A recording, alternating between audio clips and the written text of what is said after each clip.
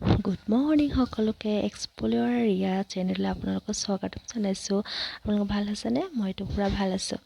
তো আজি আমাৰ থাৰ্ড ছেমিষ্টাৰৰ চিনৰ পৰা সিহঁতি যাব গোলাঘাট আইটলৈ। তো সিহঁতি বাছৰ কাৰণে ৱেইট কৰি আছে। চাওকচোন বাছটো আহি পাইছে যিহেতু মই ওপৰত বেলকনিৰ পৰা চাই আছোঁ। ইমান যাব মন গৈছে মোক, হ'লে মই ভিডিঅ' বনাই দিছোঁ। চাওকচোন কিমান লৰালৰিকৈ উঠিছে, কোনটো ছিটত কোন বহিব।